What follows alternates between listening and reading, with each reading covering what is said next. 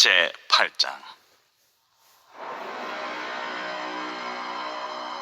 여호와께서 내게 이르시되, 너는 큰 서판을 가지고 그 위에 투명 문자로 마엘살랄 하스바스라 쓰라. 내가 진실한 증인 제사장 우리아와 여베리기야의 아들 스가랴를 불러 증언하게 하리라. 내가 내 아내를 가까이 하매 그가 임신하여 아들을 낳은지라. 여호와께서 내게 이르시되, 그의 이름은 마엘살랄 하스바스라 하라. 이는 이 아이가 내 아빠 내 엄마라 부를 줄을 알기 전에 다메섹의 제물과 사마리아의 노약물이 아수르 왕 앞에 옮겨질 것입니다. 여호와께서 다시 내게 말씀하여 이르시되, 이 백성이 천천히 흐르는 실로암 물을 버리고 르신과 르말리아의 아들을 기뻐하느니라. 그러므로 주 내가 흉흉하고 창이란 큰 하수 곧 아수르 왕과 그의 모든 위력으로 그들을 뒤덮을 것이라.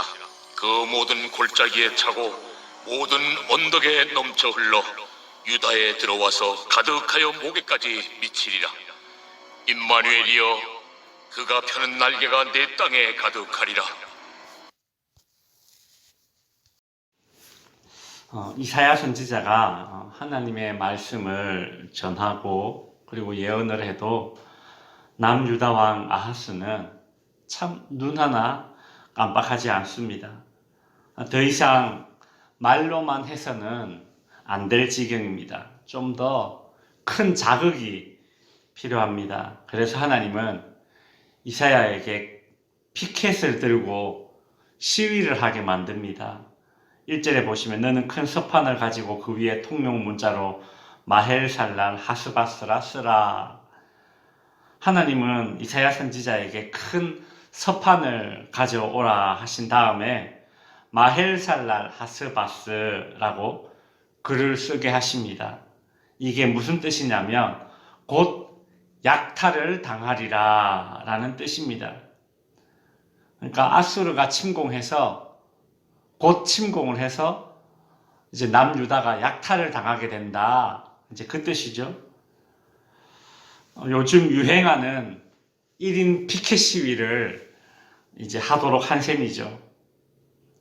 이뿐 아니라 그 당시 유력한 사람 2명을 세워서 이 글이 언제 어떻게 쓰여졌는지 증인으로 세우게 하십니다.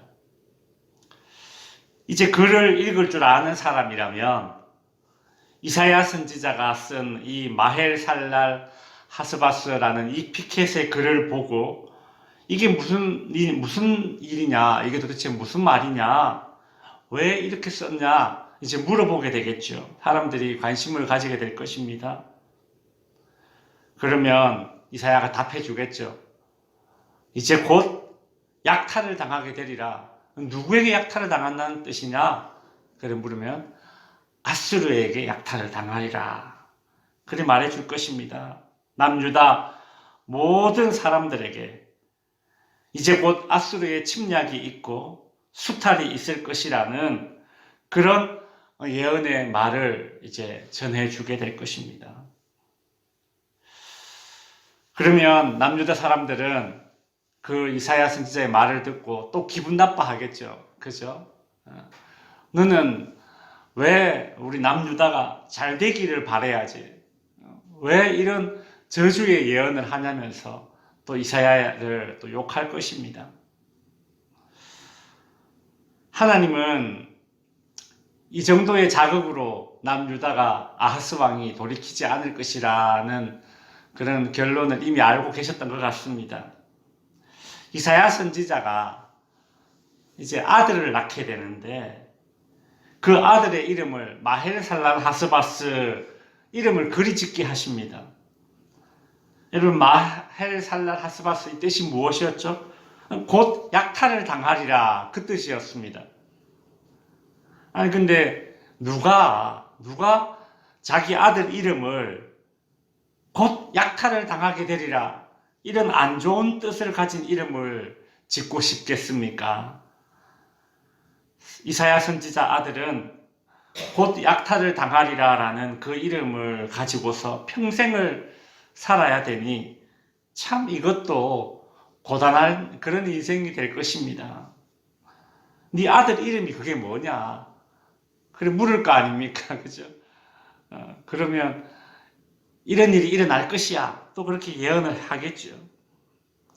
하나님께서는 이사야 선지자의 아들의 이름을 마헬살랄 하스바스 곧 약탈을 당하게 되리라 그렇게 부정적인 이름으로 짓게 하신 후에 4절에 보면 이는 이 아이가 내 아빠 엄마를 부를 줄 알기 전에 다메섹의 제물과 사마리아의 노략물이 아수르 왕 앞에 옮겨질 것임이니라 하시니라.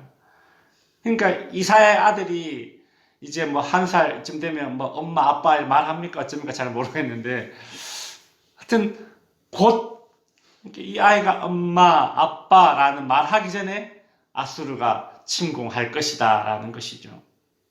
하나님께서 심판하실진데 반드시 심판하시며 속히 하실 것이라는 하나님의 강한 의지가 이사야 선지자의 1인 피켓 시위와 아들의 이름을 통해서 남유다 백성들에게 전달되는 것입니다.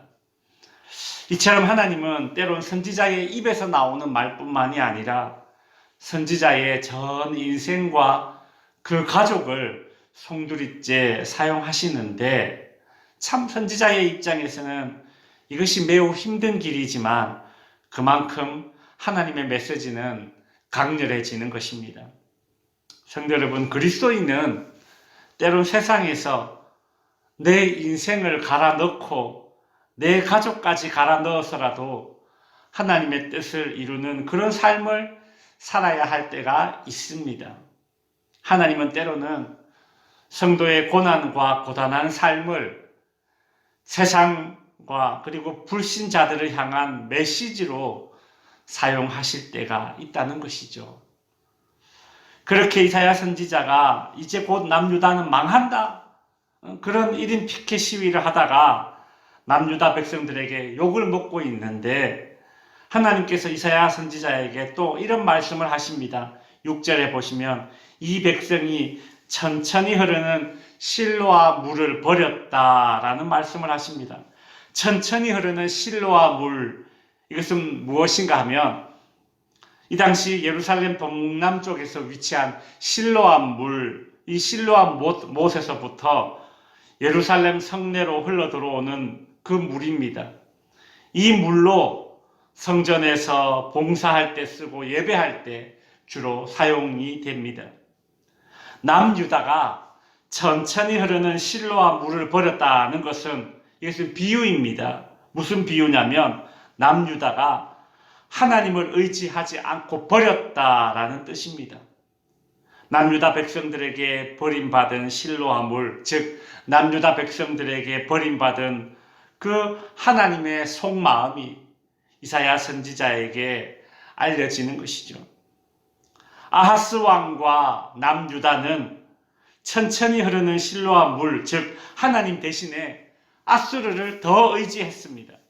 7절에 보시면 흉흉하고 창이란 큰 하수라는 표현이 있는데 이것도 비유로서 아수르를 가리키는 것입니다. 사람들은 그렇죠. 천천히 흐르는 물보다 창일하고 큰 폭포수 같은 물을 더 선호하고 의지합니다.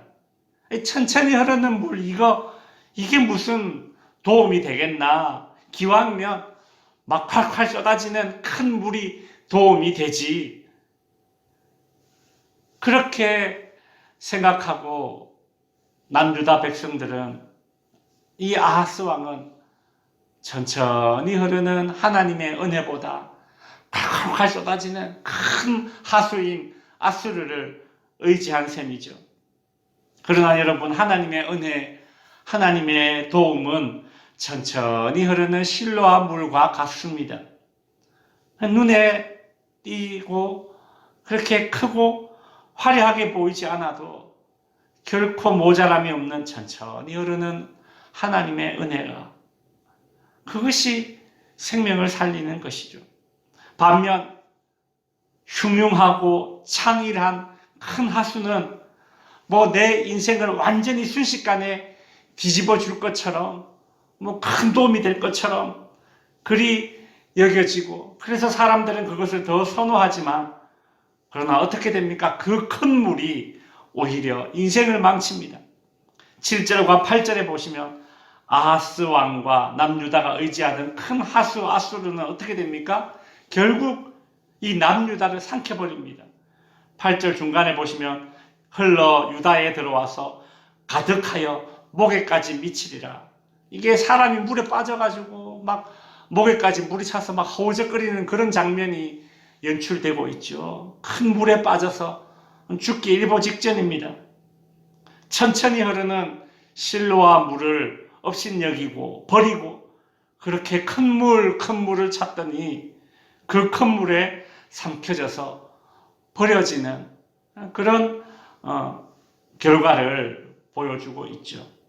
말씀을 마치며 기도 제목을 드립니다. 첫 번째는 이사야 선지자는 남유다 백성들이 싫어하는 마헬살랄 하스바스, 이제 곧 망한다라는 메시지를 자신의 전 생애를 통해서 전달하고 있습니다. 오늘 성도의 삶과 고난은 세상을 향한 일종의 메시지가 됩니다. 그러니 우리는 참 순종하기를 택하고 그 가운데서도 믿음을 지켜내야 하는 것입니다. 두 번째로 세상은 큰 거 외치지만 천천히 흐르는 실로와 물과 같은 하나님의 은혜와 하나님의 도우심을 더 선호하시고 선택하는 저와 여러분이 되어야 할 것입니다. 기도하겠습니다.